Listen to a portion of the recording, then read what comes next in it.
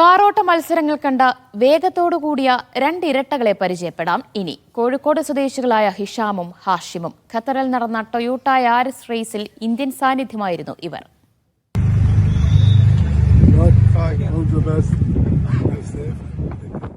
ചെറുപ്പം മുതൽ വാഹനങ്ങളുടെ കൂട്ടുകാരാണ് ഹിഷാമും ഹാഷിമും. ഖത്തറിലെ ടൊയോട്ട ഡീലറായ അബ്ദുൽ ഗനി മോട്ടോഴ്സിൽ ജീവനക്കാരനായിരുന്നു പിതാവ് VPK അബ്ദുള്ള ഹാജി. പിതാവിന്റെ ജോലി മക്കൾക്ക് വാഹനങ്ങളോടുള്ള പ്രിയം കൂട്ടി, ഒപ്പം വേഗത്തോടുള്ള പ്രിയവും. ആ ഇഷ്ടമാണ് ഇരുവരെയും കഴിഞ്ഞ ദിവസം ലുസൈലിലെ ഇന്റർനാഷണൽ സർക്യൂട്ടിലെത്തിച്ചത്.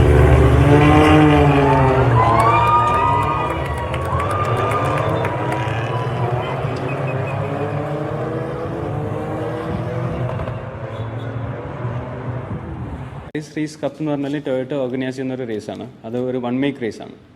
അതായത് എല്ലാ കാർസും ഈക്വൽ പവേർഡ് ആയിരിക്കും. അവർ എല്ലാം സെയിം സ്പെക്ക് ആയിരിക്കും വണ്ടികളിൽ. അതിൽ തന്നെ കാറിനോട് ഭയങ്കര ഇഷ്ടമാണ്. അപ്പോൾ കാർ റിലേറ്റഡ് ആയിട്ട് എന്തും ഡ്രൈവിംഗ് ആണെങ്കിലും ഇപ്പോൾ എന്തെങ്കിലും മോഡിഫിക്കേഷൻസ് ആണെങ്കിലും അങ്ങനത്തെ ഭയങ്കര ഒരു ഐഡിയാസ് ഇങ്ങനെ വരും. പിന്നെ ഓടിക്കുമ്പോൾ പെട്ടെന്ന് പഠിക്കും. അങ്ങനെ ഇതിലേക്ക് ഒരു ട്രയൽ ബേസിൽ ഓഡിഷൻ കിട്ടിയപ്പോൾ ചാൻസ് കിട്ടിയപ്പോൾ ഞാൻ അത് മിസ് ചെയ്തിട്ടില്ല. പിന്നെ അതിലേക്ക് ഫോളോ ചെയ്ത് കുഞ്ഞുനാളിൽ വലിയ സ്വപ്നങ്ങളുണ്ടായിരുന്നെങ്കിലും കാറോട്ട മത്സരത്തിനുള്ള പരിശീലനം ഏറെ ചെലവേറിയതാണെന്ന് ഹാഷിം പറയുന്നു. കേരളത്തിൽ വേണ്ടത്ര സൗകര്യങ്ങളുമില്ല. താല്പര്യങ്ങളുണ്ട്. ഇത് കുറച്ച് എക്സ്പെൻസീവ് ഫീൽഡ് കൂടിയാണ്. ഇപ്പോൾ നമുക്ക് സ്പോൺസേഴ്സ് കിട്ടുന്നതനുസരിച്ചായിരിക്കും പിന്നെ മുന്നോട്ട് പോവുക. അല്ലെങ്കിൽ കയ്യിൽ നിന്ന് കൊടുക്കുകയാണെങ്കിൽ കുറേ അങ്ങോട്ട് പൈസ ഇങ്ങനെ പോയിക്കൊണ്ടേയിരിക്കും. പക്ഷേ നമ്മളിപ്പോൾ ആസ് എ പാഷൻ ഇങ്ങനെ കൊണ്ടെടുക്കുന്നുണ്ട്. ഒരു ഹാപ്പി ആയിട്ട് ഇങ്ങനെ പോകുന്നു.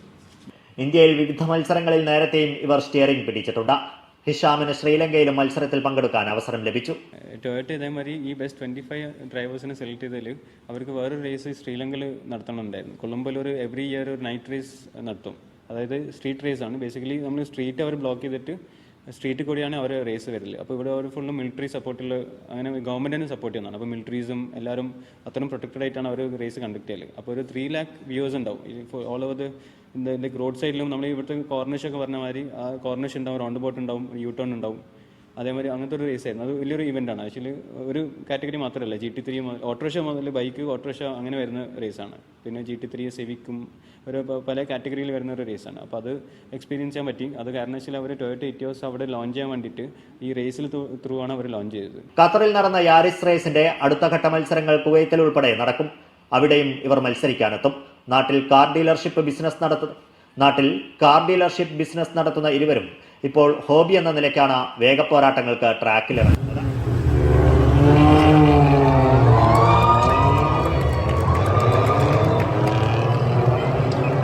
Media 1 Doha.